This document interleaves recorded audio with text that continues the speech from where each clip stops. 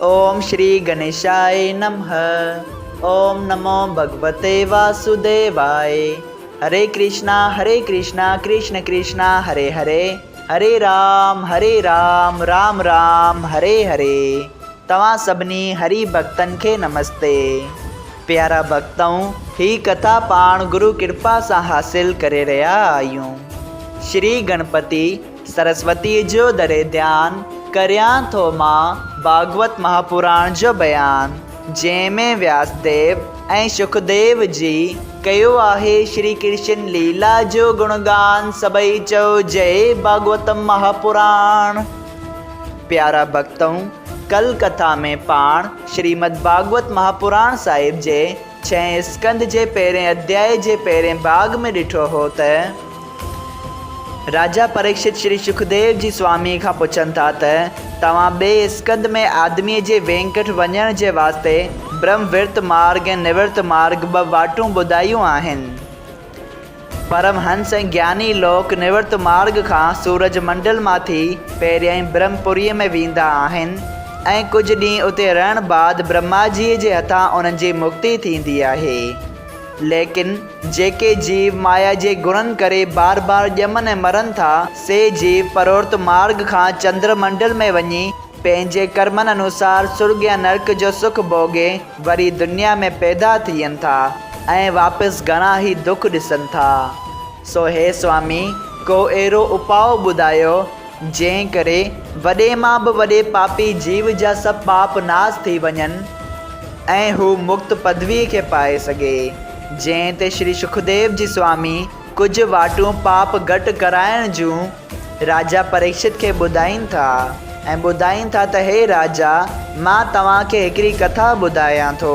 सभई चओ जय सिया राम। अॼु पाण उन कथा के वधीक अॻिते जारी कंदे श्रीमद् भागवत महापुराण साहिब जे 6 स्कंद जे पहिरें अध्याय जो ॿियो भाग शुरू करे रहिया आहियूं।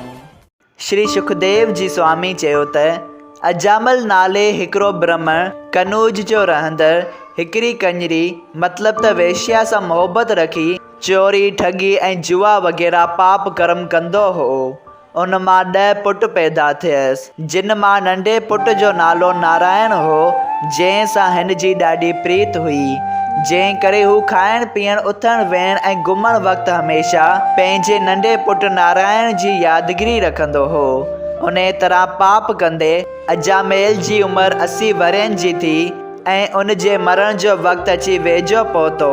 तॾहिं 3 जमदूत खौफ़नाक शक्ल वारा हथियार शस्त्र ऐं फांसी खणी उन जे साह कढण वास्ते आया।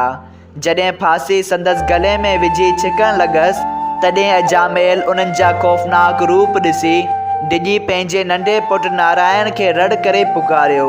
अंत समय नारायण जे नाले वठण जे प्रताप सां विष्णु भॻवान जी आज्ञा सां 4 पार्षद श्याम रंग चतुर्भुजी रूप शंख चक्र गदा पद्म खणी ॾाढा तेजवान सवें भुजाइन वारा सोनियन बर्छियुनि सां उते अची पहुता ऐं यमदूतनि खे चवण लॻा त तव्हां हिन खे यमराज वटि वठी नथा वञी सघो।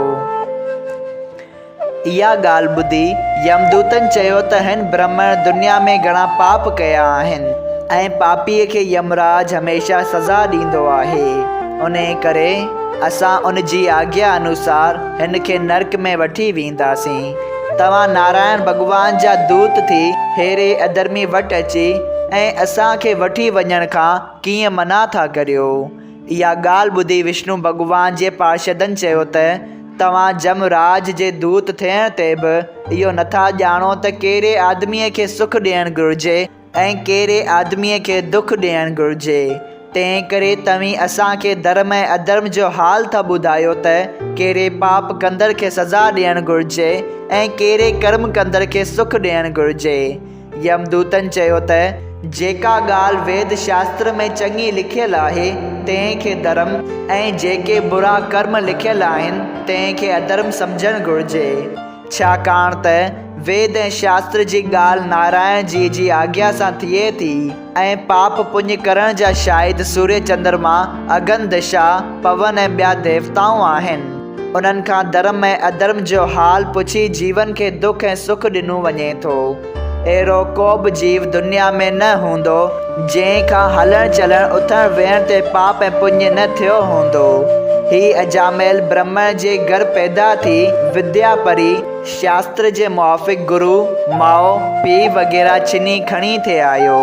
वाट ते छा ॾिठाई त हिकिड़ो बील वेश्या खे साण वठी ॿई मतवाला थी पाण में खिलनि ऐं खेॾनि पिया। हिन ब्राह्मण खे ॾिसी हू वेश्या मतवाली काम जे वस थी हिन जे गले में अची चुंबड़ी पई। तॾहिं ही ब्राह्मण बि कामदेव जे वस थी उन सां भोग करे खेसि पंहिंजे घर वठी आयो ऐं पंहिंजे माता पिता जवान स्त्री ऐं गुरु धर्म कर्म वग़ैरह सभु छॾे उन वेश्या सां रही भोग विलास कंदे मांस खाई शराब पीअंदे जुआ ऐं ॿिया अधर्म जा कम करे ऐशो आराम सां ज़िंदगी गुज़ारींदो रहियो। जॾहिं थोरनि ई ॾींहंनि में पीउ जी कमाई जो सभु माल खाई उॾाए पूरो कयईं तॾहिं चोरी ऐं ठगीअ जो धंधो करे कुटुंब जी पालना करणु लॻो। तंहिं करे हिन महापापीअ खे असां यमराज वटि वठण लाइ आया आहियूं, जिते हली ही पंहिंजे पाप कर्मनि जी सज़ा भोॻींदो। सभई चयो जय सिया राम। श्रीमद् भागवत महापुराण साहिब जे 6 स्कंद जो पहिरियों अध्याय संपूर्ण थियो। अगरि तव्हां सभिनी हरि भक्तनि खे हिन कथा मां लाभ हासिल थियो हुजे त कृपया हिन कथा खे ॿियनि हरि भक्तनि सां शेयर कजो त उन्हनि जो बि भलो थिए ऐं तव्हांजो बि भलो थिए। सभई चयो जय सिया राम। राधे राधे।